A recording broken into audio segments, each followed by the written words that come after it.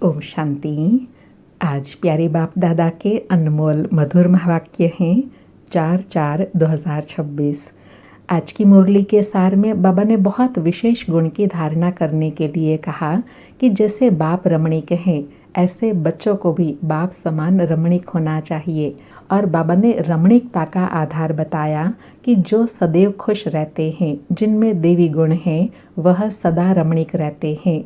फिर एग्जाम्पल दिया कि जैसे देवी देवताएं हैं, सदा रमणीक हैं और उनमें पवित्रता है, जिस कारण उनके चित्र व प्रतिमा में अलौकिक कशिश होती है। और साथ में कहा कि तुम्हारे में जास्ती कशिश उनमें है जो खास याद की यात्रा में रहते हैं, पवित्रता की धारणा करते हैं। पवित्रता की धारणा के आधार से पढ़ाई में भी कशिश बढ़ती जाती है। फिर ईश्वरीय कमाई के लिए कहा कि यह सच्चा बाबा तुमको सच्ची कमाई करा रहे हैं। यह सच्ची कमाई ही साथ चलती है 21 जन्म के लिए। तो इस पढ़ाई में बच्चों को बड़ा खबरदार रहना है। तुम हो साधारण, तुमको पढ़ाने वाला तो बिल्कुल साधारण रूप में है। हमारे मम्मा बाबा भी कितने साधारण हैं। तो बाबा कहे साधारण क्यों रहना है, क्योंकि तुम वनवाह में हो। फिर वनवाह का आध्यात्मिक भाव समझाते हुए कहा कि वनवाह का रिवाज इसलिए रखा है कि कोई भी अभिमान देह का व कपड़ों आदि का ना हो।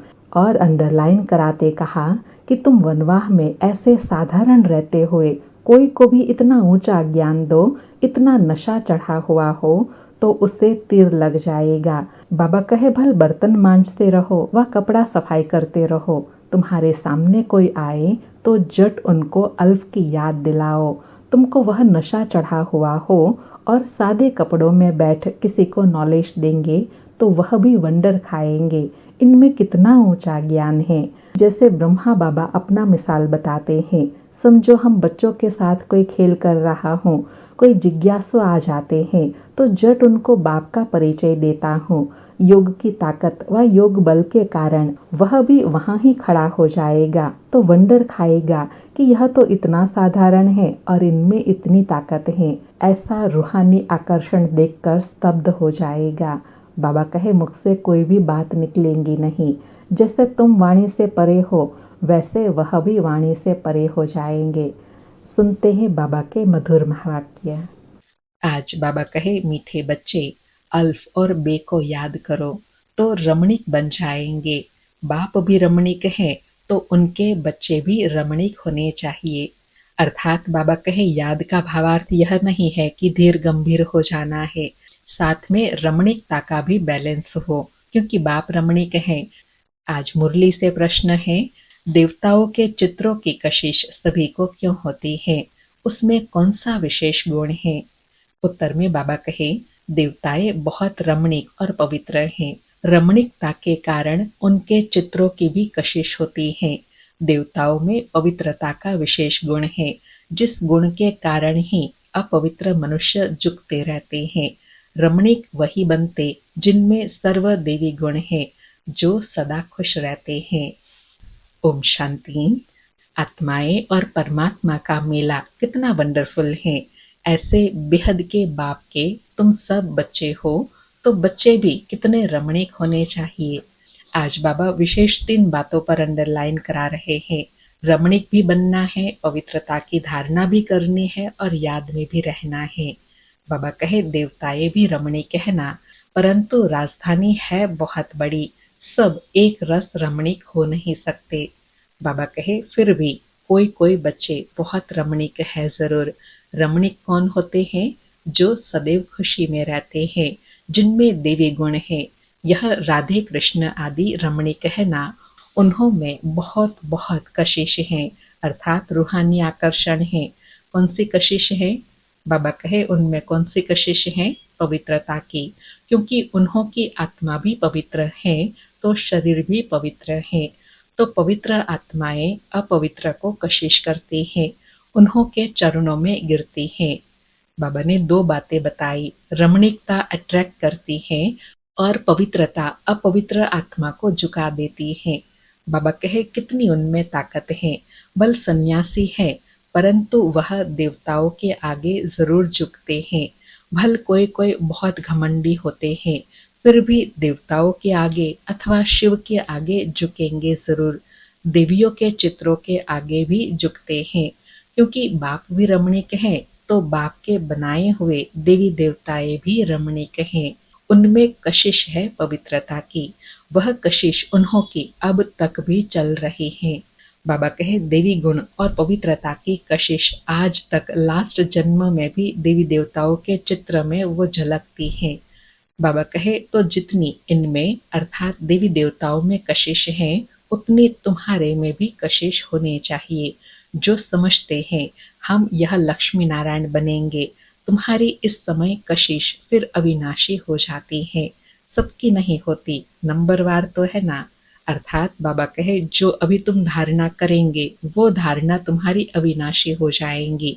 अर्थात पवित्रता और रमणीकता की देवी गुणों की धारणा करेंगे तो यही देवी गुणों की धारणा, पवित्रता की धारणा कायम रहेंगी, जिसकी झलक आज हम अंतिम जन्म में भी मूर्तियों में देखते हैं। बाबा कहे भविष्य में जो ऊंच पद पाने वाले होंगे उनमें यहाँ ही कशिश होंगी, क्योंकि आत्मा पवित्र बन जाती है। बाबा और कितना विशेष बात पर अंडरलाइन करा रहे हैं कि यहाँ पर संगम युग पर भी जिनकी आत्मा पवित्र बन जाती है उनमें भी बहुत कशिश होंगी। इसलिए कई बाबा के बच्चों में रूहानी आकर्षण है जो सबको खींचते रहते हैं। बाबा कहे तुम्हारे में जास्ती कशिश उनमें है जो खास याद की यात्रा में रहते हैं। यात्रा में पवित्रता जरूर रहती है, पवित्रता में ही कशिश है। पवित्रता की कशिश फिर पढ़ाई में भी कशिश ले आती है। आज बाबा दिव्य गुणों की धारणा के लिए कितनी गुह्य गुह्य बातें समझा रहे हैं कि याद की यात्रा में रहेंगे तो कशिश आएंगी, याद की यात्रा से पवित्रता की कशिश आएंगी और पवित्रता की कशिश फिर पढ़ाई की कशिश ले आती है। बाबा कहे यह अभी तुमको पता पड़ा है, तुम उनके लक्ष्मी नारायण के ऑक्यूपेशन को जानते हो। उन्होंने भी कितना बाप को याद किया होगा। बाबा फिर स्मृति दिला रहे हैं कि लक्ष्मी नारायण के चित्र में कितनी कशिश है, तो उन्होंने कितना पुरुषार्थ किया होगा, उन्होंने कितना याद की यात्रा के द्वारा, देवी गुणों की धारणा के द्वारा ऐसा जीवन बनाया होगा। बाबा कहे यह जो इन्होंने इतनी राजाई पाई है वह जरूर राजयोग से ही पाई है। इस समय तुम यह पद पाने के लिए आए हो। बाप बैठ तुमको राजयोग सिखा रहे हैं। यह तो पक्का निश्चय कर यहाँ आए हो ना। बाबा कहे यह तो पक्का निश्चय है ना। कौन सा? कि हम बाप भगवान के द्वारा राजयोग सीखने आए हैं। बाप भी वही है, पढ़ाने वाला भी वही है, साथ भी वही ले जाने वाला है। तो यह गुण सदैव रहने चाहिए। सदैव हर्षित मुख रहो। सदैव हर्षित तब रहेंगे जब बाप अल्फ की याद में रहेंगे, तब बे की भी याद रहेंगी, अर्थात राजाई की भी याद रहेंगी, और इससे रमणीक भी बहुत होंगे। तुम बच्चे जानते हो हम यहाँ रमणीक बन फिर भविष्य में ऐसा रमणीक बनेंगे। यहाँ की पढ़ाई ही अमरपुरी में ले जाती है। यह सच्चा बाबा तुमको सच्ची कमाई करा रहे हैं। यह सच्ची कमाई ही साथ चलनी है 21 जन्म के लिए। बाबा कहे यह जो तुम देवी गुणों की धारणा करते हो, पवित्रता की धारणा करते हो, याद में अपनी श्रेष्ठ स्थिति बनाते हो, ये तुम्हारी संगम युग की कमाई है। इससे तुम्हें 21 जन्म श्रेष्ठ पद की प्राप्ति होती है। बाबा कहे फिर भक्ति मार्ग में जो कमाई करते हो वह तो है ही अल्पकाल सुख के लिए, वह कोई सदैव साथ नहीं देती। तो इस पढ़ाई में बच्चों को बड़ा खबरदार रहना चाहिए। तुम हो साधारण, तुमको पढ़ाने वाला भी बिल्कुल साधारण रूप में है, तो पढ़ने वाले भी साधारण ही रहेंगे, नहीं तो लज्जा आएंगी। बाबा देखो दोनों बातों पर अटेंशन दिला रहे हैं। एक तो ऐसी रूहानी आकर्षण हो और साथ में बाबा कहे एकदम साधारण हो। जैसे बाप साधारण है तो बच्चों को भी बिल्कुल साधारण अर्थात सिंपल रहना है। बाबा कहे नहीं तो लज्जा आएंगी। हम ऊंचे कपड़े कैसे पहने, हमारे मम्मा बाबा कितने साधारण हैं, तो हम भी साधारण हैं। यह क्यों साधारण रहते हैं? बाबा पूछ रहे हैं मम्मा बाबा क्यों साधारण रहते हैं? क्योंकि वनवाह में है ना, अभी तुमको जाना है, यहाँ कोई शादी नहीं करनी है। वे लोग जब शादी करते हैं तो कुमारी वनवाह में रहती है, मैले कपड़े पहनती, तेल आदि लगाती हैं, क्योंकि ससुर घर जाती हैं। ब्राह्मण द्वारा सगाई होती है। तुमको भी जाना है ससुर घर। रावणपुरी से रामपुरी अथवा विष्णुपुरी में जाना है। तो यह वनवाह का रिवाज इसलिए रखा है कि कोई भी अभिमान देह का व कपड़ों आदि का न आए। बाबा लौकिक रस्म का आध्यात्मिक रहस्य बता रहे हैं कि यह रस्म क्यों पड़ी है वनवाह में जाने की, क्योंकि कोई भी प्रकार का अभिमान न हो, न देह का न कपड़ों का। बाबा कहे किसी को हल्की साड़ी है, दूसरे को देखते हैं कि इनके पास तो ऊंची साड़ी है, तो ख्याल चलता है, सोचते हैं कि यह तो वनवाह में है नहीं। लेकिन तुम वनवाह में ऐसे साधारण रहे हुए कोई को इतना ऊंचा ज्ञान दो, तो इतना नशा चढ़ा हुआ हो तो उससे भी तीर लग जाए।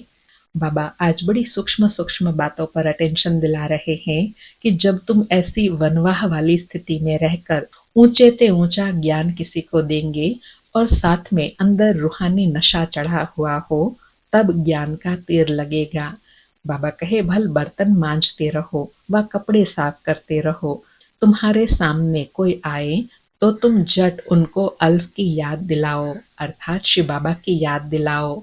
तुमको वह नशा चढ़ा हुआ हो और सादे कपड़े में बैठे किसी को नॉलेज देंगे तो वह भी वंडर खाएंगे, इनमें कितना ऊंचा ज्ञान है।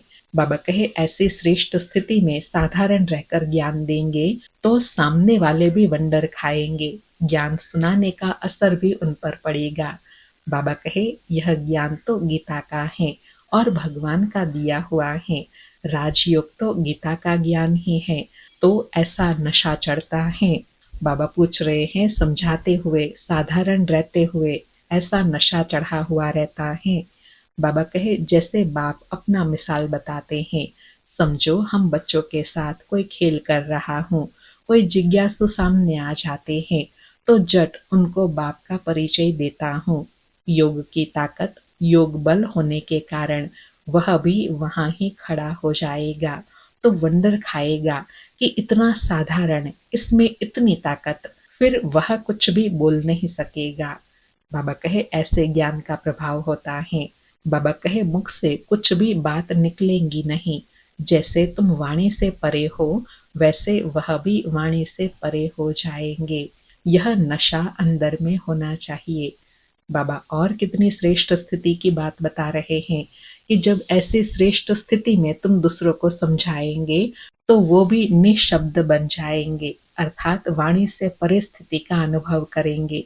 और यह तब होगा जब आप साधारण रहते हुए श्रेष्ठ नशे में रहकर समझाएंगे, तब असर होगा। बाबा कहे कोई भी भाई अथवा बहन आए तो उनको एकदम खड़ा करके विश्व का मालिक बनाने की मदद दे सकते हैं। अंदर में इतना नशा होना चाहिए, अपनी लगन में खड़ा हो जाना चाहिए। बाबा सदैव कहते हैं तुम्हारे पास ज्ञान तो है, परंतु योग का जौहर नहीं है। प्योरिटी और याद में रहने से ही जौहर आता है। अंडरलाइन। बाबा कहे यह सारी धारणा, प्राप्ति और सेवा में उन्नति कब होंगी? जब प्योरिटी होंगी और याद में रहेंगे, तो वाणी में जौहर होगा। बाबा कहे याद की यात्रा से तुम पवित्र बनते हो, ताकत मिलती है। ज्ञान तो है धन की बात, जैसे स्कूल में पढ़कर एमए बीए आदि करते हैं तो इतना फिर पैसा मिलता है। यहाँ की दूसरी बात है, भारत का प्राचीन योग तो मशहूर है, यह है याद। बाप सर्वशक्तिमान है, तो बच्चों को बाप से शक्ति मिलती है। बच्चों को अंदर में रहना चाहिए, हम आत्माएं बाबा की संतान हैं, परंतु बाबा जितना हम पवित्र नहीं है, अब बनना है। अभी है एम ऑब्जेक्ट, योग से ही तुम पवित्र बनते हो। जो अनन्य बच्चे हैं वह सारा दिन यही ख्यालात करते रहेंगे। कौन सा? कि हम दूसरों को कैसे समझाएं, हमारी एम ऑब्जेक्ट क्या है, यह बुद्धि में घूमता रहेगा, चिंतन चलता रहेगा। बाबा कहे कोई भी आए तो उनको हम रास्ता बताए, तरस आना चाहिए, बेचारे अंधे हैं। अंधों को लाठी पकड़कर ले जाते हैं ना, यह सब अंधे हैं, ज्ञान चक्षु है नहीं। अभी तुम्हें ज्ञान का तीसरा नेत्र मिला है, तो सब कुछ जान गए हो। सारे सृष्टि के आदि मध्य अंत को हम अभी जानते हैं। यह सब भक्ति मार्ग की बातें हैं। तुमको पहले भी पता था क्या कि hear no evil, see no evil, talk no evil, यह चित्र क्यों बनाए हैं? दुनिया में कोई भी इनका अर्थ नहीं समझते, तुम अभी जानते हो। जैसे बाप नॉलेजफुल हैं, तुम उनके बच्चे भी अब नॉलेजफुल बन रहे हो, नंबरवार पुरुषार्थ अनुसार। बाबा कहे हर बात में नंबरवार तो होते हैं, नंबर वन भी होते हैं, नंबरवार भी होते हैं। बाबा कहे कोई कोई को तो बहुत नशा चढ़ता है। वाह, बाबा का बच्चा बनकर और बाबा से पूरा वर्षा नहीं लिया तो बच्चा बनकर ही क्या किया? रोज रात को अपना पोता मिल देखना है। बाबा व्यापारी है ना। बाबा एग्जाम्पल देकर समझा रहे हैं कि ऐसे नशे में रहकर पढ़ाई पढ़ना है, अपना पोतामेल देखना है। बाबा कहे व्यापारियों को पोतामेल निकालना सहज होता है, गवर्नमेंट सर्वेंट को पोतामेल निकालना नहीं आता है। न वह सौदागर होते हैं। व्यापारी लोग अच्छा समझेंगे तुम व्यापारी हो। बाबा कहे तुम भी व्यापारी हो। कौन सा व्यापार करते हैं? ज्ञान रत्नों का। अपने में भी धारण करते हैं और दूसरों को भी देते हैं। बाबा कहे तुम अपने नफे नुकसान को समझते हो, अर्थात घाटे और फायदे को समझते हो। रोज खाता देखो, मुरादी संभालो, अर्थात मनी बॉक्स संभालो। घाटा है व फायदा है।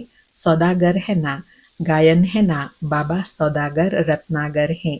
अविनाशी ज्ञान रत्नों का सौदा देते हैं। यह भी तुम जानते हो। क्या जानते हैं? नंबरवार पुरुषार्थ अनुसार है। सब कोई शुरुड़ बुद्धि नहीं है। एक कान से सुनते हैं फिर दूसरे से निकल जाता है, जोली में छेद से निकल जाता है, जोली भरती नहीं है। बाबा कहते हैं धान दिए धन ना खुटे। अविनाशी ज्ञान रतन है ना। बाबा दोनों बात बता रहे हैं। एक तो ज्ञान रत्नों की धारणा भी करनी है और दूसरों को भी समझाना है, और साथ में यह भी देखना है कि हमारी जोली में कोई छेद तो नहीं है। बाबा कहे बाप है रूप बसंत, आत्मा तो है, उनमें ज्ञान है। तुम उनके बच्चे भी रूप बसंत हो। आत्मा में नॉलेज भरी जाती है। उनका रूप है, भल आत्मा छोटी है, रूप तो है ना। उनको जाना जाता है, परमात्मा को भी जाना जाता है। सोमनाथ की भक्ति करते हैं, अर्थात शिव बाबा की भक्ति करते हैं, तो इतने छोटे स्टार की क्या पूजा करेंगे? पूजा के लिए कितने लिंग बनाते हैं। शिवलिंग छत जितना बड़ा बड़ा भी बनाते हैं।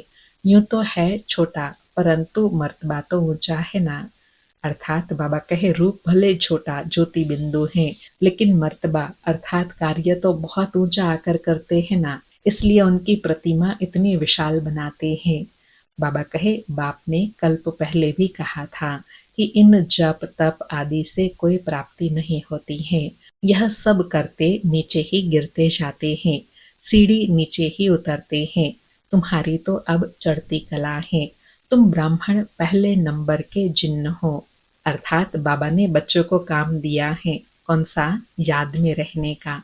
बाबा कहे कहानी है ना, जिन्न ने कहा हमको काम नहीं देंगे तो खा जाएंगे, तो उनको काम दिया, सीढ़ी चढ़ो और उतरो, तो उनको काम मिल गया। बाबा ने भी कहा है कि यह बेहद की सीढ़ी, तुम उतरते हो फिर चढ़ते हो, तुम ही फुल सीढ़ी उतरते और चढ़ते हो। जिन्न तुम हो, दूसरे कोई फुल सीढ़ी नहीं चढ़ते हैं। अर्थात पूरे सृष्टि का चक्र नहीं लगाते हैं, सतयुग त्रेता द्वापर कलयुग। बाबा कहे फुल सीढ़ी का ज्ञान पाने से तुम कितना ऊंच पद पाते हो, फिर उतरते हो चढ़ते हो। बाप कहते हैं मैं तुम्हारा बाप हूँ, तुम मुझे पतित पावन कहते हो ना। मैं सर्वशक्तिमान ऑलमाइटी हूँ, क्योंकि मेरी आत्मा सदैव 100% पवित्र रहती है। बाबा स्पष्ट कर रहे हैं कि मैं सर्वशक्तिमान ऑलमाइटी अथॉरिटी क्यों हूँ, क्योंकि मैं सदैव 100% पवित्र रहता हूँ। बाबा कहे मैं बिंदी रूप अथॉरिटी हूँ, सब शास्त्रों का राज जानता हूँ। यह कितना वंडर है, यह सब वंडरफुल ज्ञान है। ऐसे कभी सुना नहीं होगा कि आत्मा में 84 जन्मों का अविनाशी पार्ट है। वह कभी घिसता नहीं है, चलता ही आता है। 84 जन्मों का चक्र फिरता आता है। 84 जन्मों का रिकॉर्ड भरा हुआ है। इतनी छोटी आत्मा में इतना ज्ञान है। बाबा में भी है तो तुम बच्चों में भी है। कितना पार्ट बजाते हैं। यह पार्ट कभी मिटने का नहीं है। आत्मा इन आंखों से देखने में नहीं आती है बिंदी। बाबा भी कहते हैं मैं ऐसा बिंदी हूँ। बाबा कहे है बिंदी और वो भी अति सूक्ष्म, तो वो इन आंखों से देख नहीं सकते। बाबा कहे यह भी तुम बच्चे अब समझते हो। तुम हो बेहद के त्यागी और राज ऋषि। कितना नशा चढ़ना चाहिए। बाबा कहे अपना टाइटल सुनकर कितना नशा चढ़ना चाहिए। क्या है हम? बेहद के त्यागी राज ऋषि हैं। बाबा कहे राज ऋषि बिल्कुल पवित्र रहते हैं। राज ऋषि होते हैं सूर्यवंशी चंद्रवंशी, जो यहाँ राजाई प्राप्त करते हैं। जैसे अब तुम कर रहे हो। यह तो बच्चे समझते हैं कि हम जा रहे हैं, खिवैया के स्टीमर में बैठे हैं। बाबा कहे क्या समझते हैं बच्चे? कि अभी हम खिवैया शिव बाबा की स्टीमर में बैठे हैं, इस पार से उस पार जा रहे हैं, अर्थात जीवन बंध से जीवन मुक्ति में जा रहे हैं। बाबा कहे और यह भी जानते हैं यह पुरुषोत्तम संगम युग है। जाना भी है जरूर, पुरानी दुनिया से नई दुनिया में वाया शांति धाम। यह सदैव बच्चों की बुद्धि में रहना चाहिए। जब हम सतयुग में थे तो कोई खंड नहीं था, हमारा ही राज्य था। अब फिर योग बल से अपना राज्य ले रहे हो, क्योंकि समझाया है योग बल से ही विश्व की राजाई पा सकते हो। बाहुबल से कोई नहीं पा सकते। यह बेहद का ड्रामा है, खेल बना हुआ है। इस खेल की समझानी बाप ही देते हैं। शुरू से लेकर सारी दुनिया की हिस्ट्री ज्योग्राफी सुनाते हैं। तुम सूक्ष्म वतन मूल वतन के राज को भी अच्छी रीति जानते हो। स्थूल वतन में इनका लक्ष्मी नारायण का राज्य था, अर्थात हमारा राज्य था। तुम कैसे सीढ़ी उतरते हो, यह भी याद आ गया। बाबा कहे यह भी याद आ गया ना कि हम कैसे सीढ़ी चढ़ते हैं और उतरते हैं। सीढ़ी चढ़ना और उतरना यह खेल बच्चों की बुद्धि में बैठ गया है। अब बुद्धि में है कि कैसे यह वर्ल्ड की हिस्ट्री ज्योग्राफी रिपीट होती है। इसमें सारा हीरो हीरोइन का पार्ट है। हम ही हार खाते हैं और फिर जीत पाते हैं, इसलिए नाम रखा है हीरो हीरोइन। बाबा कहे तुम्हारा नाम हीरो हीरोइन क्यों रखा है? क्योंकि तुम ही हार खाते हो और तुम ही जीत पाते हो और पूरा 84 जन्मों का चक्र लगाते हो। अच्छा, मीठे मीठे सिके लधे बच्चों प्रति माता पिता बाप दादा का याद प्यार और गुड मॉर्निंग। रूहानी बाप की रूहानी बच्चों को नमस्ते। हम रूहानी बच्चों की रूहानी माता पिता बाप दादा को याद प्यार गुड मॉर्निंग और नमस्ते नमस्ते। सारी मुरली से धारणा के लिए सार है। पहला पॉइंट, अभी हम वनवाह में हैं, इसलिए बहुत बहुत साधारण रहना है। कोई भी अभिमान देह का व कपड़ों आदि का नहीं रखना है। कोई भी कर्म करते बाप की याद का नशा चढ़ा रहे। दूसरा पॉइंट, हम बेहद के त्यागी और राज ऋषि हैं, इसी नशे में रहे पवित्र बनना है। ज्ञान धन से भरपूर बन दान करना है। सच्चा सच्चा सौदागर बन अपना पोता मिल रखना है। आज प्यारे बाबा का वरदान है, स्वयं को सेवाधारी समझकर झुकने और सर्व को झुकाने वाले निमित्त और नम्र चित्त भव। स्वयं को सेवाधारी समझकर झुकने और सर्व को झुकाने वाले निमित्त और नम्र चित्त भव। स्पष्टीकरण है, निमित्त उसे कहा जाता है जो अपने हर संकल्प व हर कर्म को बाप के आगे अर्पण कर देते हैं। निमित्त बनना अर्थात अर्पण होना, और नम्रचित वह है जो झुकता है। जितना संस्कारों में संकल्पों में झुकेगा उतना विश्व आपके आगे झुकेंगी। झुकना अर्थात झुकाना, यह संकल्प भी ना हो कि दूसरे भी हमारे आगे कुछ तो झुके। जो सच्चे सेवाधारी होते हैं वह सदैव झुकते हैं, कभी अपना रोब नहीं दिखाते। बाबा ने दो बातें बताई। एक तो निमित्त उनको कहा जाता है जो हर संकल्प हर कर्म बाबा के आगे अर्पण करते हैं, अर्थात उनकी श्रीमत के अनुसार चलते हैं। ऐसे निमित्त समझने से सच्चे सेवाधारी बनेंगे। और दूसरा, नम्रचित। जितना नम्रचित होंगे उतना स्वभाव में, संस्कारों में, संकल्पों में झुकेंगे। और झुकना अर्थात दूसरों को झुकाना। आज का स्लोगन है, अब समस्या स्वरूप नहीं, समाधान स्वरूप बनो। आज के अव्यक्त इशारे हैं, महान बनने के लिए मधुरता और नम्रता का गुण धारण करो। आज का अभ्यास है, उसके लिए आज अभ्यास करने के लिए कहा कि आप महान आत्माओं का हर मनसा संकल्प हर आत्मा के प्रति मधुर हो, महान हो। जैसे बाप का स्वभाव सदा हर आत्मा के प्रति कल्याण व रहम की भावना का है, हर एक को ऊंचा उठाने का है, मधुरता और निर्माणता का है। ऐसे अपना स्वभाव बनाओ। अगर तेज बोलने का, आवेश में आने का स्वभाव है तो यह भी ब्राह्मण जीवन में बहुत बड़ा विघ्न है। अब ऐसे स्वभाव का परिवर्तन करो। बाबा कहे, महान बनना है तो अब इसका परिवर्तन करना है। इसका तेज बोलने का, आवेश में आने का जो संस्कार है उसको परिवर्तन करना है। अपनी श्रेष्ठ स्थिति को पाने में विघ्न रूप बनता है। अच्छा, ओम शांति। शुक्रिया बाबा, शुक्रिया।